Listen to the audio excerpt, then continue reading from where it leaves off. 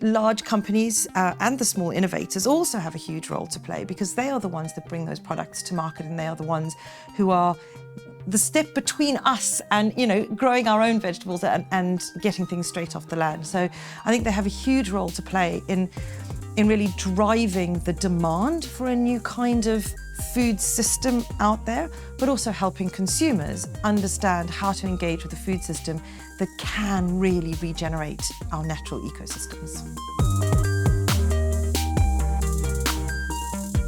Thank you for joining us, Reniera.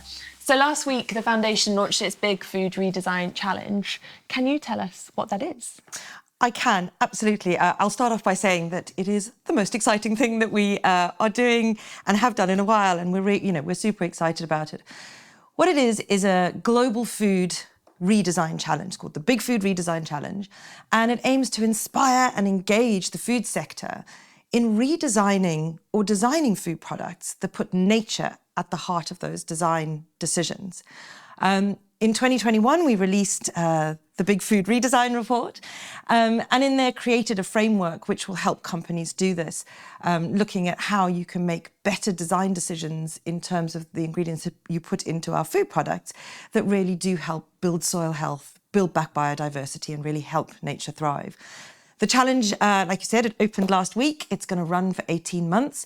For the first 6 months of that, companies will be supported through a learning journey, which we're really excited about. Get some collaborative brain juice flowing and get them working together to create a prototype. And we've also been working with How Good and the Sustainable Food Trust in looking at developing a suite of metrics against which we're going to measure these products. And so we are really, really excited about the direction of travel for this programme and also what it could mean for the food sector.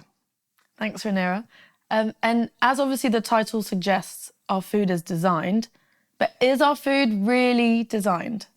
I think it is. And I mean, I've said this before, I think it's a strange concept to think of our food as being designed, and it isn't a natural space for us. We look at our clothes and our houses, our shoes and our cars, and we understand the word design. But if you think about the food that you pull off the shelf in the supermarket, your box of cereal, your ready meal lasagna, your chocolate bar, whatever it is that you're taking off the shelf, somebody somewhere has made a decision about how big it is, what it looks like, what it's going to taste like, what ingredients are going to go into it, where those ingredients are going to come from, how those ingredients are grown, how the food is packaged, and how it gets to us as a consumer.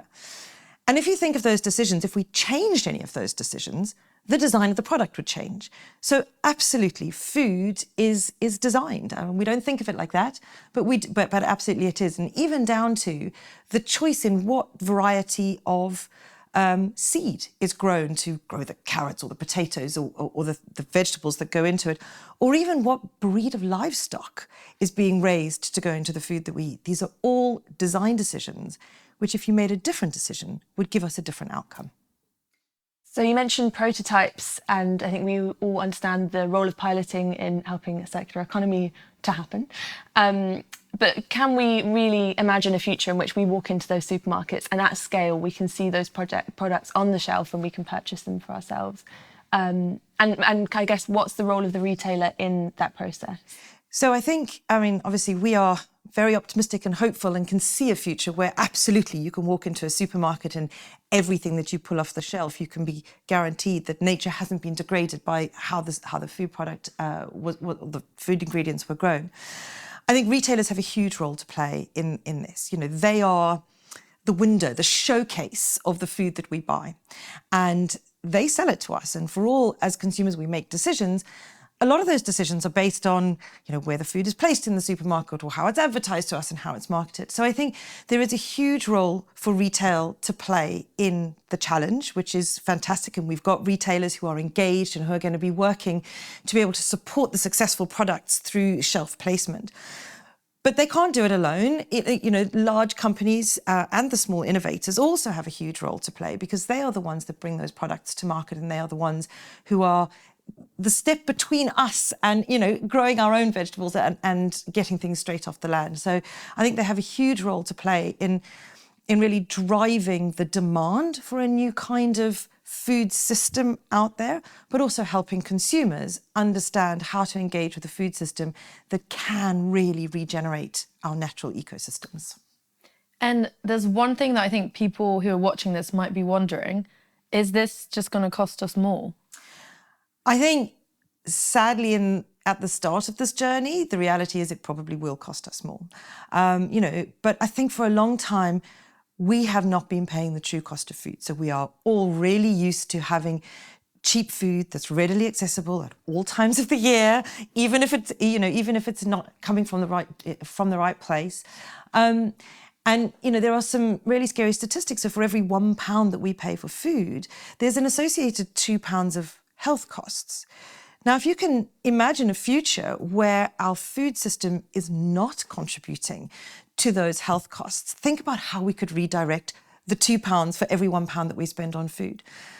So governments and legislators and policymakers have a real role to play in thinking about how to help bridge the gap so that we can actually make food that is regeneratively sourced, regeneratively grown, that is diverse, lower impact and much better for our ecosystems, accessible to everybody. And I think, we are completely of the view that a food system that builds our natural ecosystems should absolutely 100% be accessible to everybody, and it should be the norm. But we do accept there is going to be a transition period.